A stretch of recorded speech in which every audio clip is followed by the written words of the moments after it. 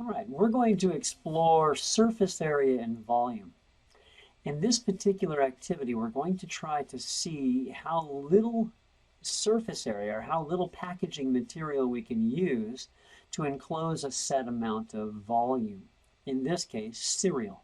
Now you've learned surface area formulas for rectangular prisms, rectangular pyramids, cones, cylinders, and spheres.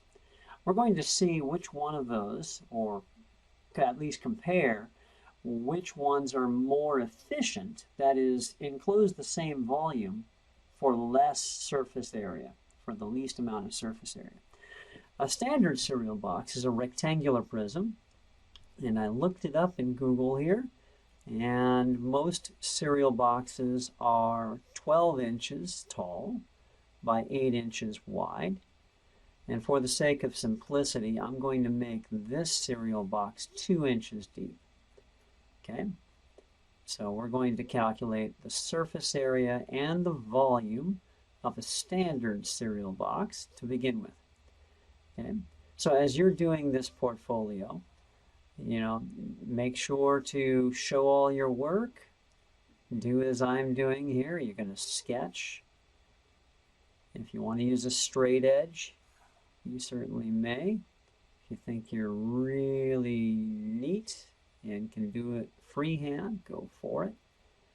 Okay, but we're going to draw a standard cereal box. This is using a form of isometric drawing, not perspective drawing, because there's no vanishing points.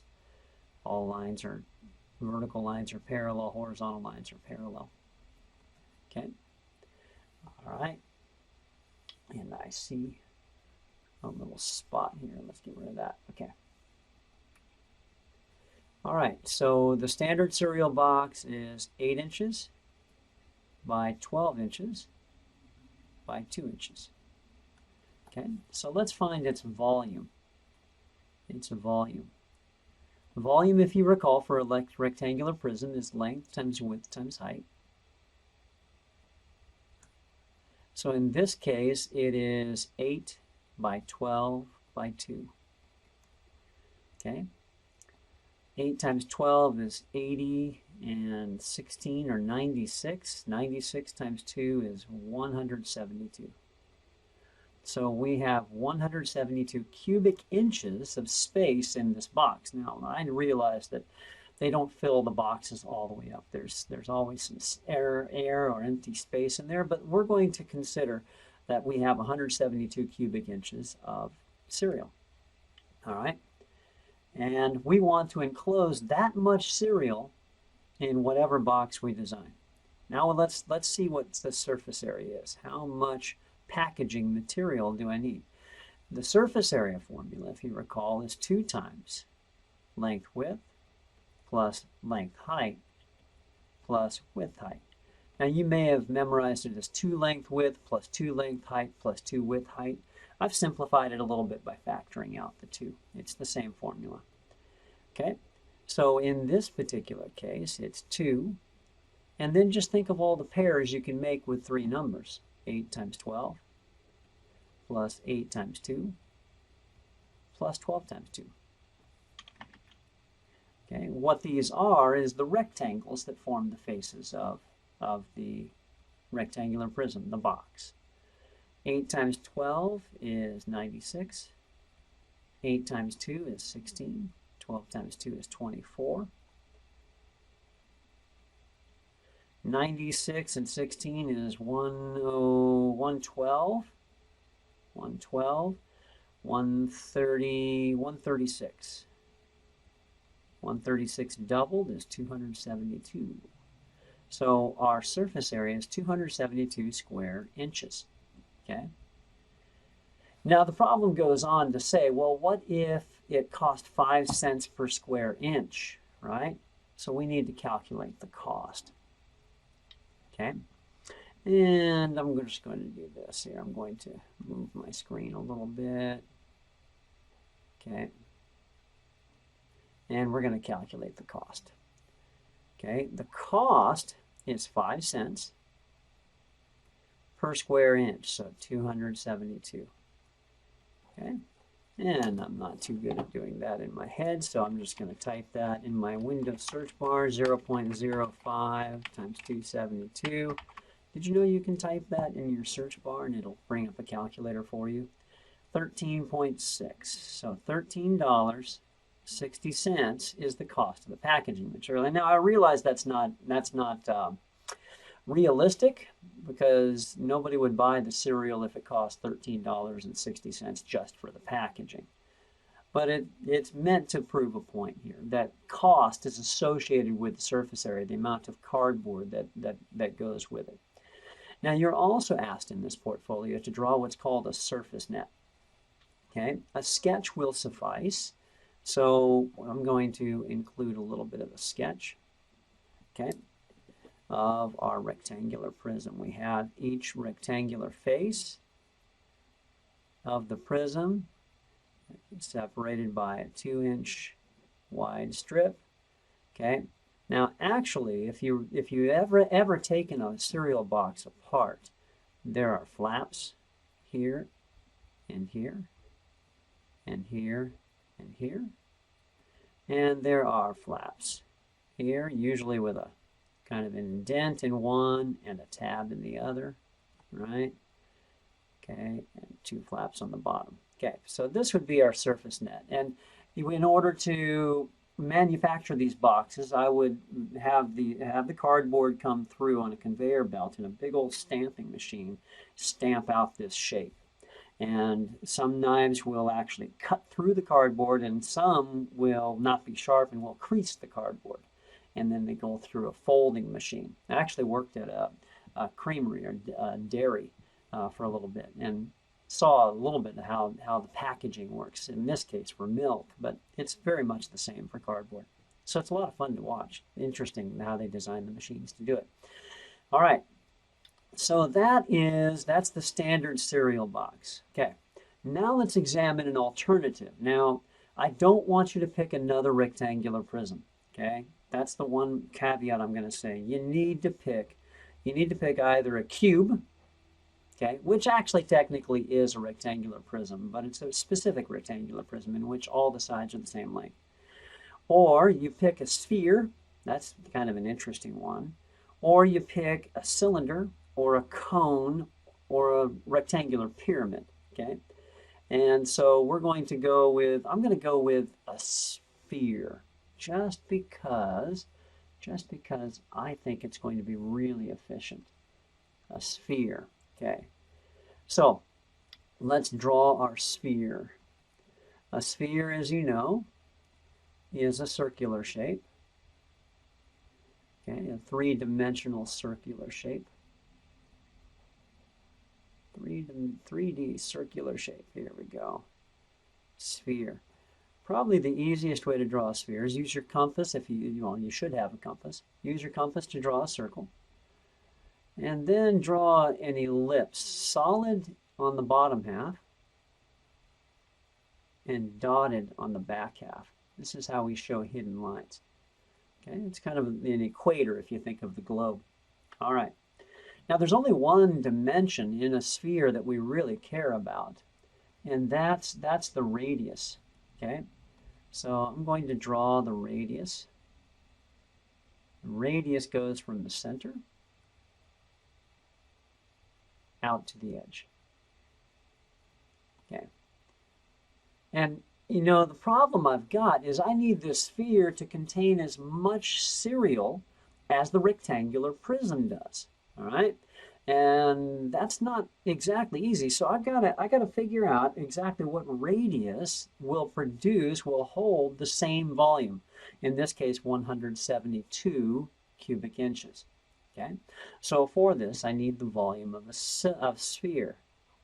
If you look it up in your formula sheet, volume is 4/3 pi r cubed. Okay, now I need the volume to be 172. Okay, now I can think of a couple of ways to do this. One is the guess and check method, and there's nothing wrong with guess and check. Here, let me bring up Desmos. Okay. If you recall, Desmos is our official calculator here. So desmos.com/calculator.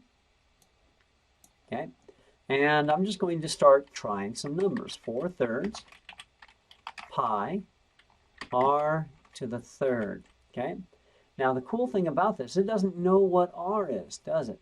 So I can add a slider r. Now if the radius is 1, I get a volume of 4. So I'm going to sit here and play with the radius. I'm going to try some numbers. 3, 4.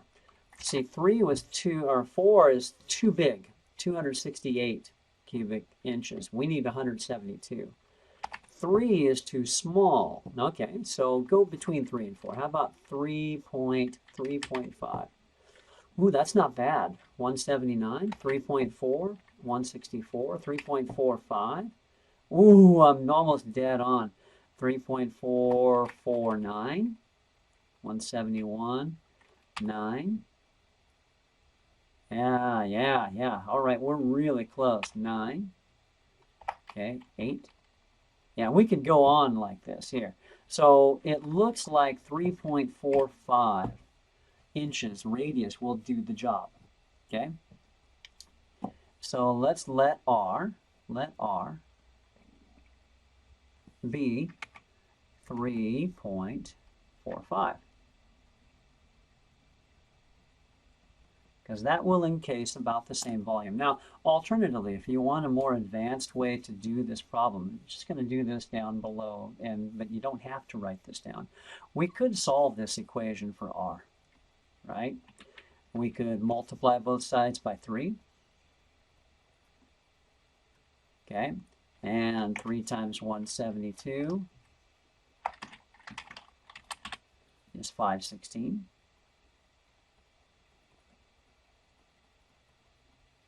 We can divide both sides by 4.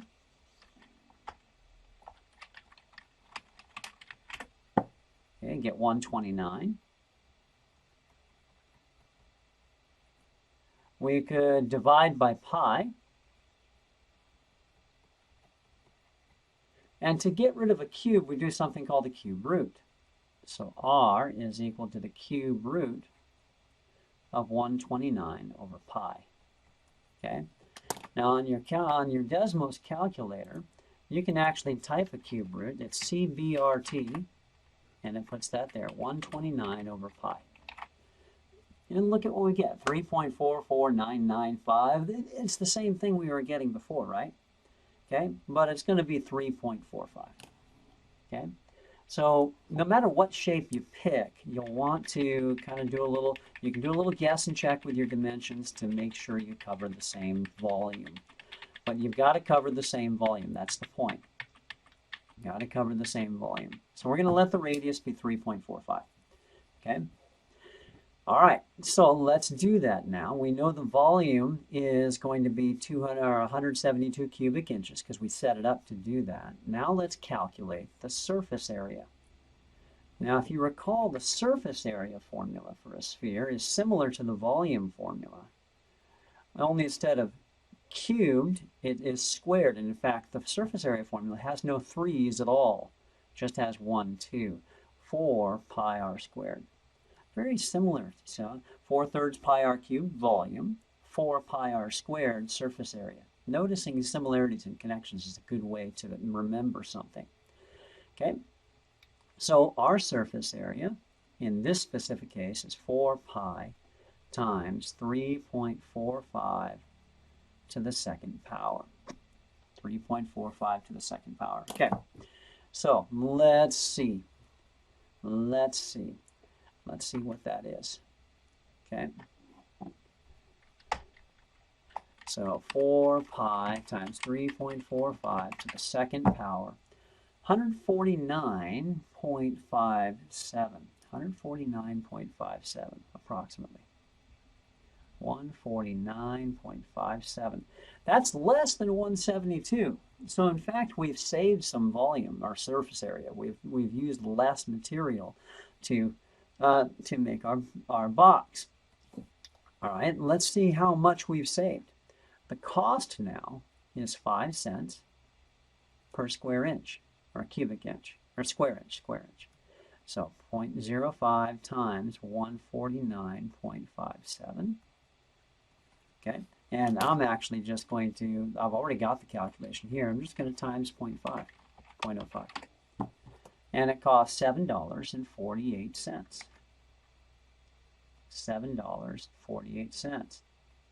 Okay, I save 1360 minus 748.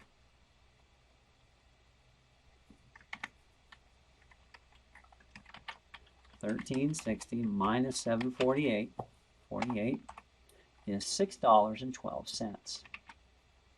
That's a significant saving. Okay, so one might ask, why don't manufacturers make spherical cereal boxes? They save money on the packaging. Well, there's a couple of reasons. Okay, you recall that surface net that we were talking about, the rectangular prism, for the rectangular prism? What would the surface net look like for a sphere? Well, you've probably maybe seen globes, world globes that you could cut out and make into a sphere. They basically come out as orange wedges, if you like, that you bend and tape together, right? Okay. And that would be what this would take, and probably you'd have to have some extending flaps. Consider the rectangular piece of cardboard that you're cutting that out of, okay? Because all cereal boxes start as a flat sheet of cardboard. How much wasted space is there? How much of that cardboard is going to be cut off and thrown away? So the actual cost in cardboard is more than we'd expect because there's waste. Whereas with the rectangular prism on the left, there's very little waste. Okay? Now, some of the other reasons for why they might not go with a sphere include this. Have you ever tried to stack a sphere, a bunch of spheres? How would you ship them? How would you put them in the box? When you stack them on the store shelves, will they stay on the shelves? And then here's another consideration that many people don't think about. Companies make all of their money, most of their money, by attracting customers, and they attract customers by advertising. How do you advertise cereal? Well, imagine the mom, and she's pushing a grocery cart. She's got her little 2-year-old in the grocery cart. Her 5-year-old's hanging on the basket. Her 10-year-old is next to it, and they see that colorful box with Tony the Tiger on it, and say, Mommy, I want that, right? They are attracted to colors and pictures, and which box has the best display, looks the best on the shelf. That's a big consideration because, frankly, if people don't select your cereal, you've lost the game completely, right? All right, so hopefully that helps. Now, when it comes to doing your exercise, please use different dimensions. Don't use 8, 12, and 2. Start with different numbers, okay? You can use any numbers you want, just so they're reasonable, but don't use 8, 12, and 2, okay? Change at least one of the numbers to change the problem and recalculate this thing on your own, okay? I want you to do the math by yourself. Don't forget to write the paragraph explaining which cereal box you chose and why. Don't forget to show all of your steps. Don't forget to explain what the advantages and disadvantages of each design. Okay, there is a little bit of writing involved. And let me know if you have any questions.